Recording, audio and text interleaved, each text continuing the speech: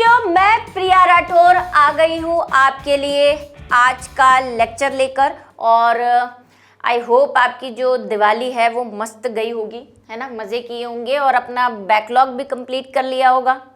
4-5 दिन छुट्टी थी, क्लासेस नहीं हो रही थी, तो मुझे उम्मीद है कि आपने मेरी भावनाओं को समझा होगा और बैकलॉग कंप्लीट किया होगा। चलिए आ जाइए, तो आज शुरू करने वाले हैं हम L6। और ध्यान से, थोड़ा सा क्या है, कुछ फेस्टिवल जाता है तो हमारा ध्यान नहीं लगता पढ़ने में, लेकिन ध्यान लगाना पड़ेगा। तो चैप्टर फ्लो आपको यही है। और आज हम देखने वाले हैं अनुक्रमण क्या होता है, अनुक्रमण के प्रकार क्या होते हैं, और शुष्कानुक्रम अनुक्रम क्या होता है उसके बारे में पढ़ेंगे।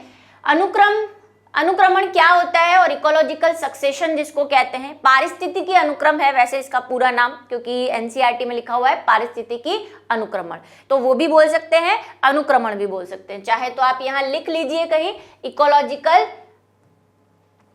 इकोलॉजिकल यानी कि पारिस्थितिकी अनुक्रम।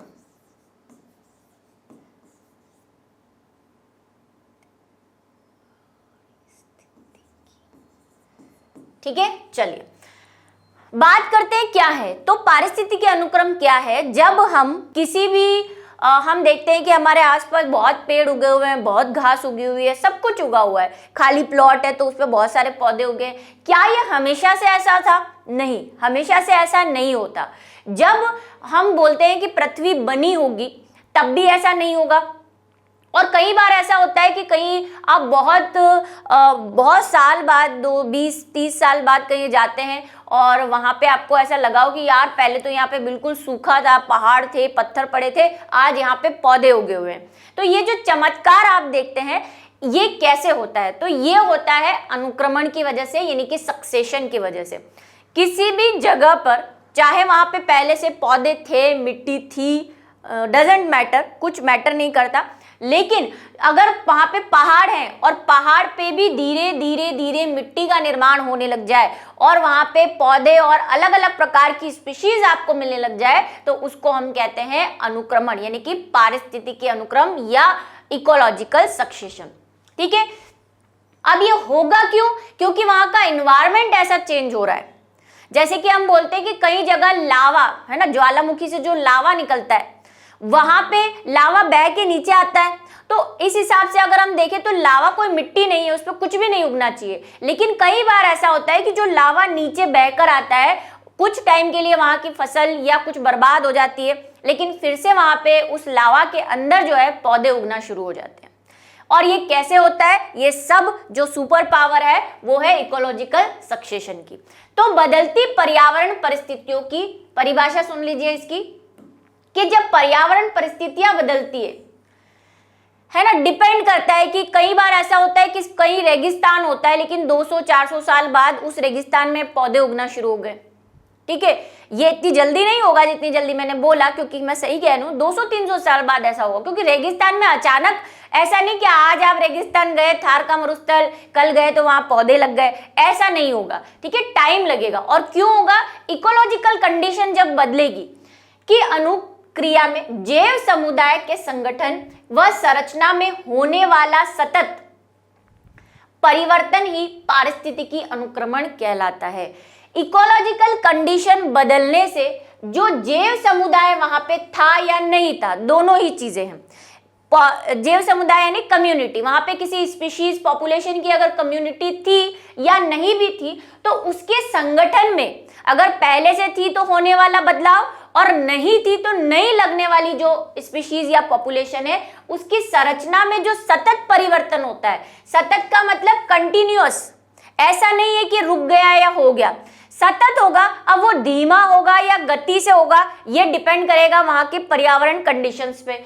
ठीक है, तो परिवर्तन ही पारिस्थितिकी अनुक्रमण या इकोलॉजिकल सक्सेशन कहलाता है। समझ गए? एक तरह से सिंपल भाषा में कहूं, किसी बंजर जमीन पे अचानक फूल खिलाना। गाने तो सुने ही होंगे आपने, रेगिस्तान में बारिश गिर जाना, है ना। और यहाँ पे बारिश नहीं गिर रही, यहाँ पे पौधे उग रहे हैं। ठीक है, बारिश गिरेगी अचानक तो ऑब्वियसली वहां पे पौधे उग जाएंगे। यह बदलाव क्रमिक, नियमबद्ध, ठीक है। क्रमिक मतलब सीक्वेंस वाइज होता है, जैसे कि मैंने कहा ऐसा नहीं कि आज आप रेगिस्तान में गए तो वहां पे मिट्टी थी, 2 साल बाद आप गए तो वहां पे बड़े बड़े पेड़ लग रहे, ऐसा नहीं होगा, धीरे धीरे होगा और सीक्वेंस वाइज होगा। पहले छोटे पौधे लगेंगे, घास लगेगी, उसके बाद थोड़ा श्रब लगेगी, उसके बाद फिर पौधे, पेड़, और इस तरफ हम जाएंगे, ठीक है ना। ऐसा नहीं है कि अचानक से वहां पे कोई ऐसे पेड़ खड़ा हो गया, ठीक है। नियमबद्ध होगा, यानी इसका भी क्या होंगे, रूल्स होंगे, ऑर्डर होंगे इसके कुछ, तथा भौतिक पर्यावरण में बदलाव के समांतर होंगे। जैसे जैसे पर्यावरण बदलेगा उसके अकॉर्डिंगली होंगे। अब रेगिस्तान है, गर्मी है, तो ऐसा नहीं है कि वहां पे सर्दी में पाया जाने वाला पाइनस उग रहा है, ऐसा भी नहीं होगा। वहां की पर्यावरण कंडीशंस के हिसाब से प्लांट उगेंगे, ठीक है, पर्यावरण कंडीशन के हिसाब से एनिमल्स रहेंगे। जनरली हम यहाँ पे प्लांट की ही बात करेंगे क्योंकि सक्सेशन जनरली हम प्लांट्स के लिए ही यूज करते हैं।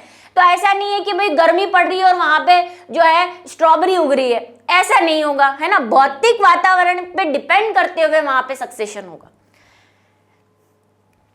इन बदलाव के फलस्वरूप अंत में ऐसे समुदाय का विकास होता है जो कि अपने पर्यावरण के साथ साथ लगभग साम्य अवस्था केमिस्ट्री पढ़ते हैं भाई, इक्वेशन, इक्विलिब्रियम जहां हो जाता है, मतलब दोनों चीजें बराबर से स्लो, एक कांस्टेंट स्पीड से, कांस्टेंट रेट से चलती है ना। यहाँ पे साम्य अवस्था क्या है, उस जीव का, जो भी पेड़ उग रहा है या पौधा उग रहा है, उसका उसके वातावरण से साम्य अवस्था रहेगी कि जैसा वातावरण है उसके अकॉर्डिंगली उसका जो काम है वो चल रहा है, ठीक है, होता है। इसे चरम समुदाय कहते हैं। अब सुनना, जब भी शुरुआत होगी, मान लो यहाँ पे एक बंजर जमीन थी, समझना चरम समुदाय क्या होता है।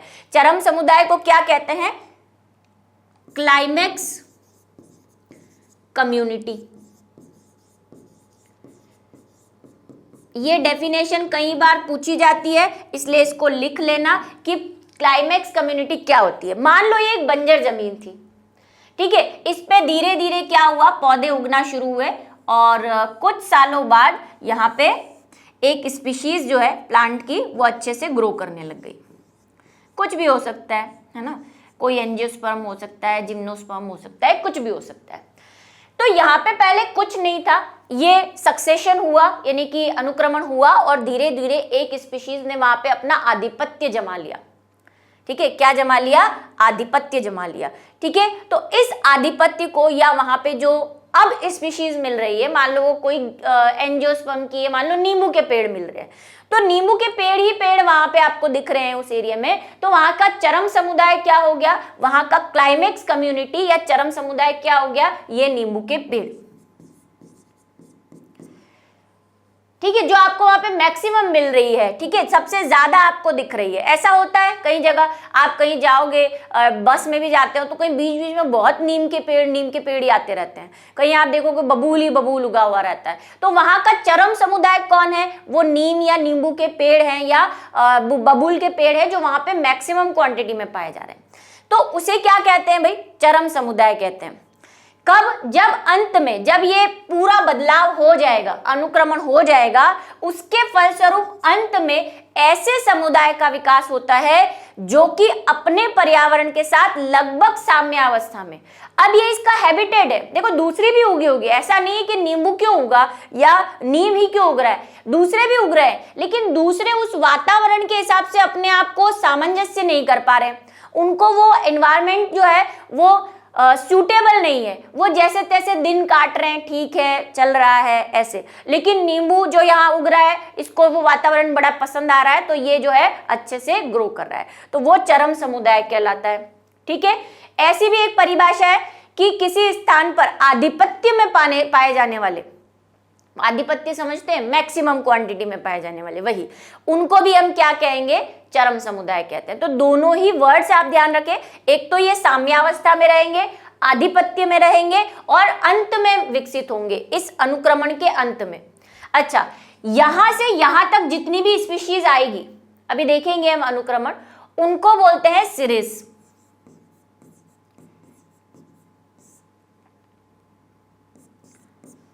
ठीक है, सीरीज कहते हैं उनको सीड्स भी कहते हैं। ये कहीं अगर आप वर्ड पढ़ लें तो ध्यान में रखें। उन जो बीच में, भाई यहाँ कुछ नहीं था, उसके बीच में बहुत सारी स्पीशीज आएंगी, अभी देखेंगे हम कौन कौन आता है बीच में, उनको क्या कहते हैं, सीरीज। ठीक है, चलिए नेक्स्ट बात करते हैं अनुक्रमण के प्रकार के। सक्सेशन कितने टाइप का होता है? तो सक्सेशन 2 टाइप का होता है, प्राइमरी और सेकेंडरी। ठीक है, कितने प्रकार का होता है? 2 प्रकार का। सबसे पहले बात करते हैं प्राइमरी अनुक्रम की, यानी कि प्राथमिक अनुक्रम की।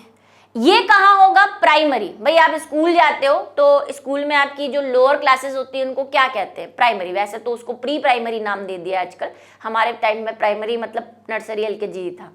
तो प्राइमरी क्या है? मतलब आप अब एजुकेशन शुरू कर रहे हो तो आपका दिमाग पूरा खाली है ना, कुछ भी नहीं है अंदर, भूसा भरा हुआ है, ऐसे समझ लो।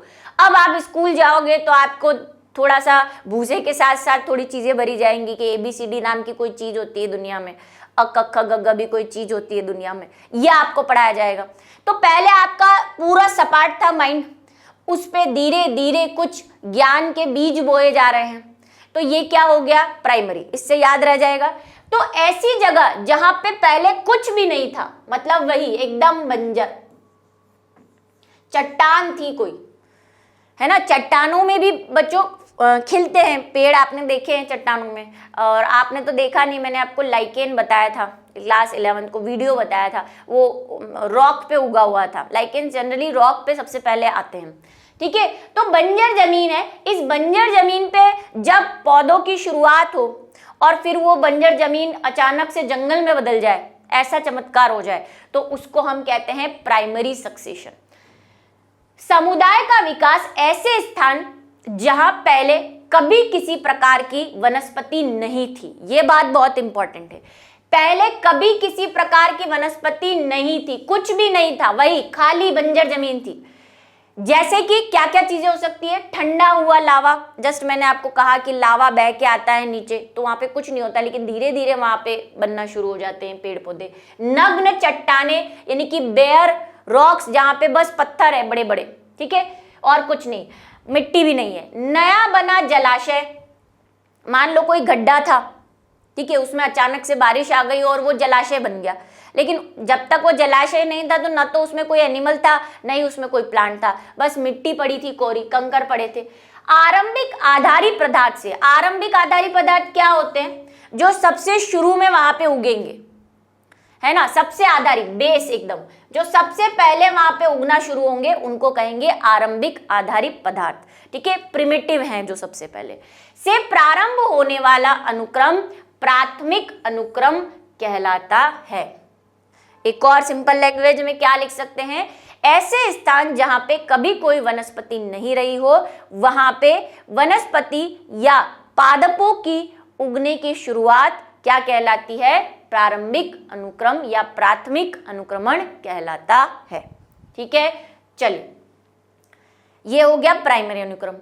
अच्छा, अब एक इंपॉर्टेंट बात क्या है, जैसे मैंने कहा ये ऐसा नहीं होगा कि कल आप गए रेगिस्तान में और दूसरे दिन गए तो पौधे खिल जाएंगे, ये बहुत धीमा प्रोसेस है ना। प्रोसेस कैसा रहेगा? बहुत ही, भाई बंजर जमीन में आपको कुछ उगाना है, बिल्कुल चट्टाने पड़ी है, बड़े बड़े पत्थर हैं यहाँ पे, इसके अंदर आपको पत्थर में आपको पौधा उगाना है, पानी में आग लगानी है, पत्थर में पौधा उगाना है, तो ये कोई ऐसे तो है नहीं कि हो जाएगा।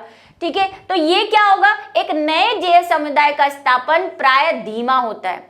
अच्छा, इस पे क्वेश्चन आता है प्राइमरी और सेकेंडरी में क्या डिफरेंस है?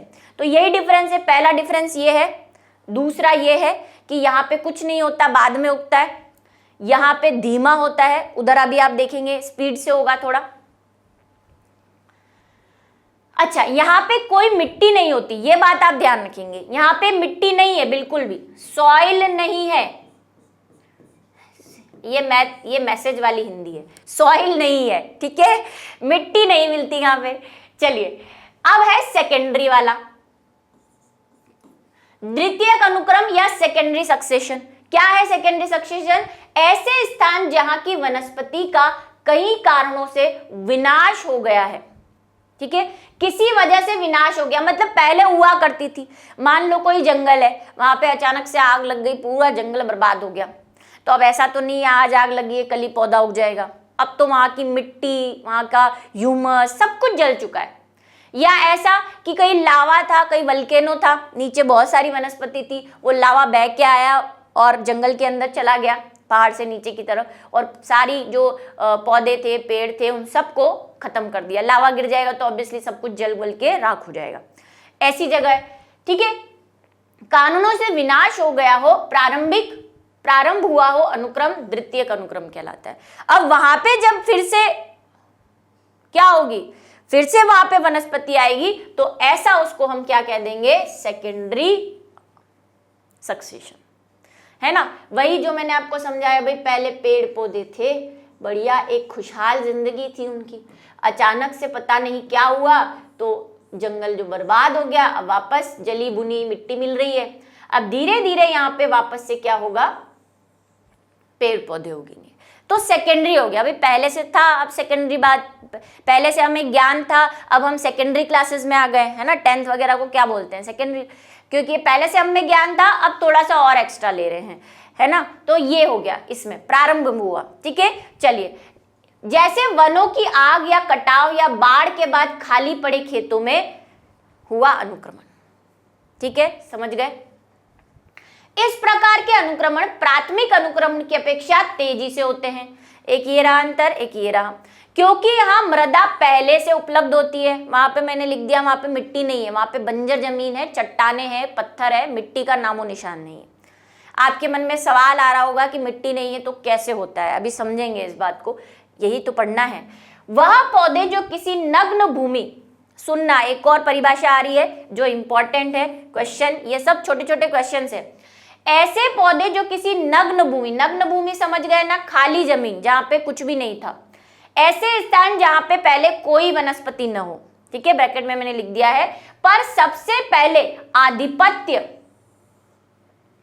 आधिपत्य मतलब कब्जा जमाने वाले, जहां कुछ नहीं था वहां सबसे पहले जाके, वो होता है ना आजकल कि जहां पे आजकल भी मकानों का बड़ा ट्रेंड है ना, आपने देखा होगा। तो लोग क्या करते हैं, ऐसी जगह जहां पे अभी उनको लगता है डेवलपमेंट होगा, फैक्ट्री वैक्ट्री खुली हुई है, तो यहाँ पे धीरे धीरे आबादी होगी, तो वहाँ पे प्लॉट खरीद के रख देते हैं सस्ते भाव में।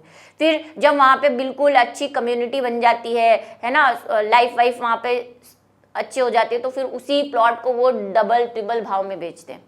तो ऐसा ही ये कर रहे हैं, जहां पे कुछ नहीं था वहां सबसे पहले जाके ही आधिपत्य जमा लेते हैं कि भाई कोई नहीं है यहाँ पे, अपना ही राज है, बस अपने को मस्त रहना है, ठीक है। तो सबसे पहले आधिपत्य जमाते हैं, उनको हम क्या कहते हैं, मूल अन्वेषक। हिंदी में तो मूल अन्वेषक कहते हैं, इंग्लिश में पायोनियर कहते हैं, और आपको इंग्लिश भी याद रखना है क्योंकि कई बार यही इसी शब्द से पूछा हुआ है, पायोनियर क्या होते हैं, ठीक है। क्या है पायोनियर, पी से याद करो, पहले, जो पहले आएगा वो, जब नग्न जमीन पर सबसे पहले आने वाले जैविक समुदाय, स्पीशीज, जाति, कुछ भी हो सकता है प्लांट की, वो या वो वनस्पति क्या कहलाती है, पायोनियर कहलाती है या मूल अन्वेषक कहलाती है। आपको हिंदी इंग्लिश दोनों याद रखना है, चरम समुदाय का भी हिंदी इंग्लिश दोनों याद रखना है, ठीक है। चलो, हो गई बात कि भाई सबसे पहले, अब ये जमीन थी, अब ये जला हुआ खेत था, इसमें सबसे पहले जो उगेंगे वो कौन हो जाएंगे,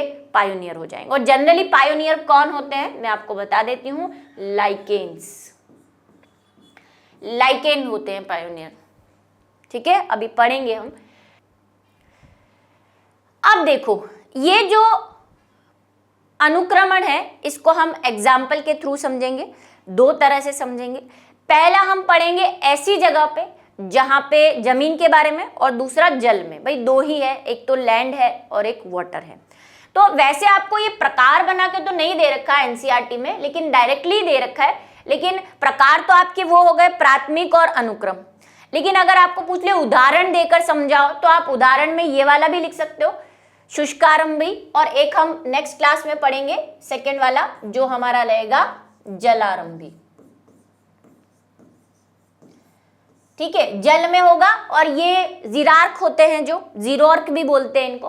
तो जीरार्क होंगे वो कहाँ, लैंड पे होंगे, और ऐसी जगह पे होंगे जहां पे वही बंजर से शुरू करेंगे हम, जीरो से याद कर लोगे भाई, जीरार्क मतलब जीरो, यानी कुछ भी नहीं था, वहां पे अब होना, ठीक है, जीरो से याद कर लोगे, जीरो, जीरार्क, इसको जीरोर्क भी कहते हैं बच्चों,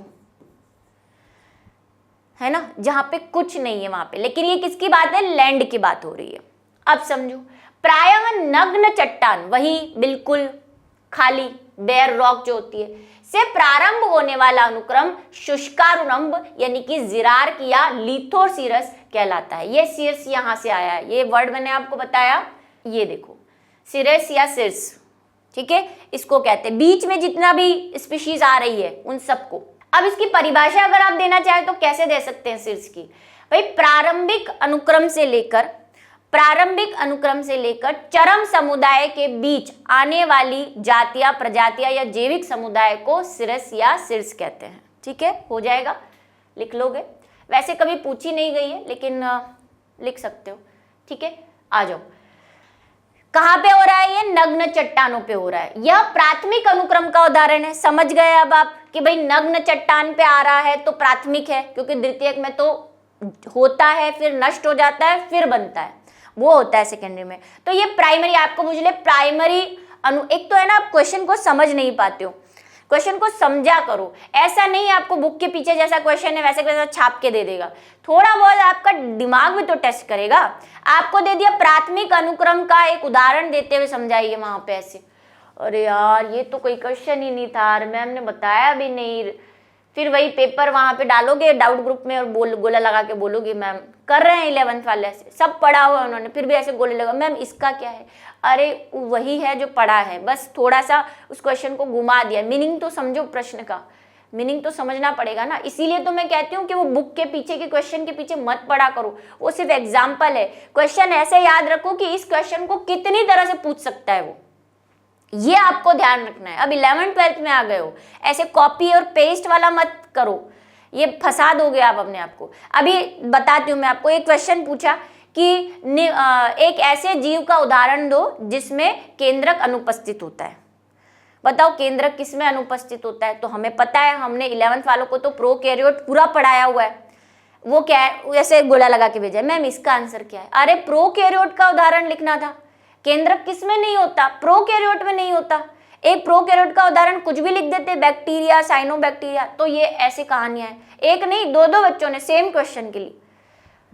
तो ये थोड़ा सा आपको समझना पड़ेगा कि भाई आपको बोल दिया प्राथमिक अनुक्रम का उदाहरण देकर समझाइए, तो आप ऐसे हो जाएंगे अभी क्या उदाहरण दे, अरे यही तो उदाहरण है, क्या कर रहे हैं हम, उदाहरण ही तो कर रहे हैं, है ना। अभी इसी को बोल दे शुष्कारंभी को समझाइए 5 नंबर में, आप बोलोगे समझाने के लिए दिया था, क्या समझाए, तो यही तो समझाना है जो हमने पढ़ा है। थोड़ा सा अपना माइंड यूज करा करो। और ये क्यों आदत है आपकी खराब हुई है पता है, वही 10th तक हम पीछे के क्वेश्चन करते आए, कभी हमने चैप्टर की तरफ देखा ही नहीं कि चैप्टर में कितने क्वेश्चंस बन सकते हैं।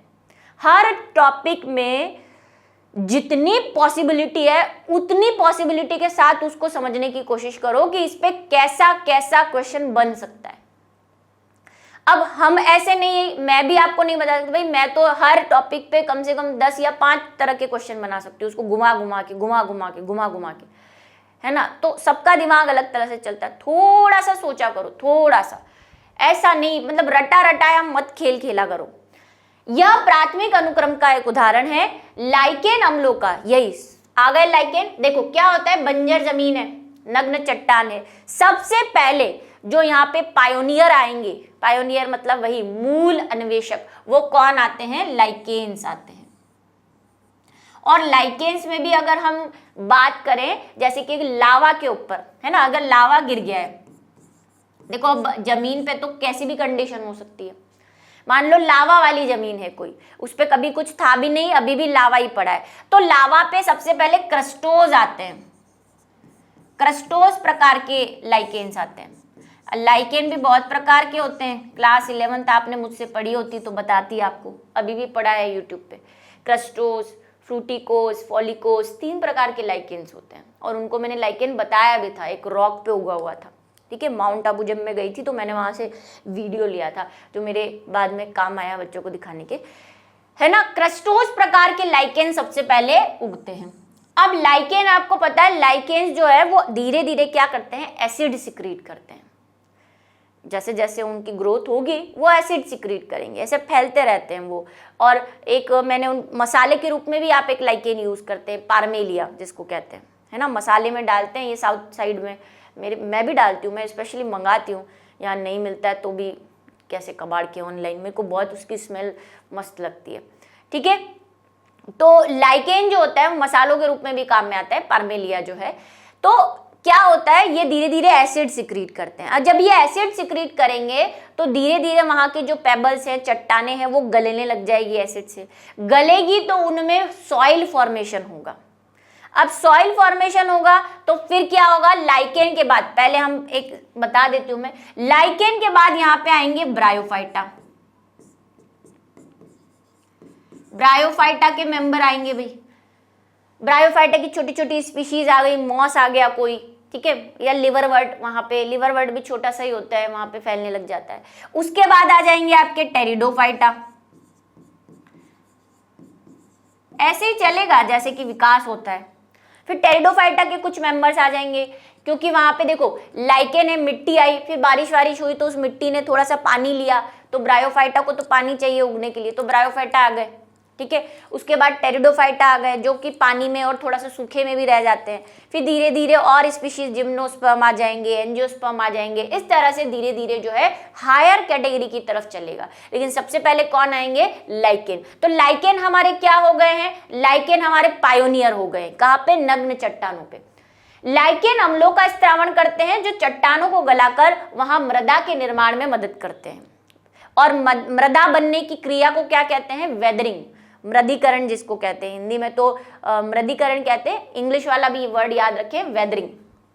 ठीक है, मिट्टी बनने की प्रक्रिया को गलाकर चट्टानों का टूटकर छोटे छोटे कणों में विभक्त हो जाना वेदरिंग कहलाता है। और इसी से आगे क्या बनती है, मिट्टी, धीरे धीरे मिट्टी बनती है ना। बिल्कुल देखो, आप देखना आपके आसपास प्लॉट वॉट खाली हो, ऐसा नहीं कि बिल्कुल बारीक मिट्टी में ही पौधे उगते हैं। कई पौधे तो रेती रेती में भी उग जाते हैं, है ना। तो जरूरी नहीं है, थोड़ा बहुत भी उनको सॉइल मिलेगी तो वो उग जाते हैं। कुछ मृदा का निर्माण हो जाने के बाद यहाँ अन्य छोटे पौधे जैसे मॉस, ब्रायोफाइटा, ठीक है, मैंने आपसे कहा था अभी जस्ट कि ब्रायोफाइटा के अंदर मॉस, ये मॉस ब्रायोफाइटा ही है ना। आप इसको चाहे तो ब्रैकेट में लिख दें, अलग अलग नहीं है। ये ब्रायोफाइटा के अंदर ही मॉस और लिवरवर्ट आते हैं। आगमन हो जाता है, समय के साथ उनका स्थान बड़े पौधे द्वारा ग्रहण कर लिया जाता है। इसी प्रकार एक के बाद एक समुदाय बदलने रहने से अंततः एक स्थायी चरम वन यानी कि स्टेबल क्लाइमेक्स फॉरेस्ट कम्युनिटी स्थापित हो जाती है। भाई धीरे धीरे फिर उसमें थोड़ी सी हर्ब्स बनने लग जाएंगी, है ना। भले ही खरपतवार आ रहे हो, वीड्स आ रहे हो, पार्थेनियम आ रहा हो, उससे कोई लेना देना नहीं है। बस वो क्या रहेंगे, प्लांट सॉइल के अंदर रहेंगे तो वही सॉइल से कुछ लेंगे, फिर सड़ेंगे तो वहां पे ह्यूमस बनेगी, है ना। ह्यूमस बनेगी तो सॉइल और उपजाऊ होती जाएगी तो वहां पे फिर अच्छे वाले प्लांट जिनको अच्छी मिनरल्स चाहिए जैसे एंजियोस्पर्म, जिम्नोस्पर्म के, और फिर एक ऐसा टाइम आएगा कि वहां पे क्या हो जाएगा, जंगल बन जाएगा, बड़े बड़े पेड़ जो है वहां पे उगने लग जाएंगे। ठीक है, तो चरम समुदाय की तरफ जो है वो बढ़ जाएगा। बस यही है। ऐसा ही जल में भी होगा, लेकिन वो हम कल की क्लास में पढ़ेंगे। समझे आप बात को, क्या कुछ टफ था इसमें? नहीं था, बस सिंपल सा था कि जहां पे कुछ नहीं है वहां पे कैसे, सबसे पहले लाइकेन, उसके बाद ब्रायोफाइटा, चाहे तो टेरिडोफाइटा लिख दें, फिर धीरे धीरे हायर कैटेगरी के प्लांट यानी एंजियोस्पर्म, जिम्नोस्पर्म, और एक ऐसा समय आएगा जब वहां पे चरम समुदाय यानी कि वन बन जाएगा, स्थायी चरम समुदाय बन जाएगा। और उसमें जो स्पीशीज सबसे ज्यादा, जो कम्युनिटी सबसे ज्यादा मिलेगी उसको क्या कहेंगे, चरम कम्युनिटी। ठीक है, चरम कम्युनिटी या क्लाइमेक्स कम्युनिटी, चरम समुदाय। तो एक दो परिभाषाएं इसमें बनती है, प्राइमरी और सेकेंडरी में अंतर बनता है। ठीक है, चलिए, तो आज के लेक्चर में मैं इतना ही कराऊंगी। थोड़ा मैं लेक्चर छोटे करते जा रही हूँ क्योंकि हम बहुत करीब पहुँच गए हैं सिलेबस के, और मुझे बहुत दुख हुआ जब बच्चों ने मुझसे कहा कि हम तो 5वें छठे पे ही बैठे हैं। तो अब मैं थोड़ा सा करती हूँ, नवंबर तो हम कर देंगे, आ ही रहा है नवंबर। ठीक है, चलिए, तो आज का लेक्चर खत्म करते हैं। मिलेंगे नेक्स्ट क्लास में नेक्स्ट टाइप के पायोनियर और सक्सेशन के साथ। तब तक के लिए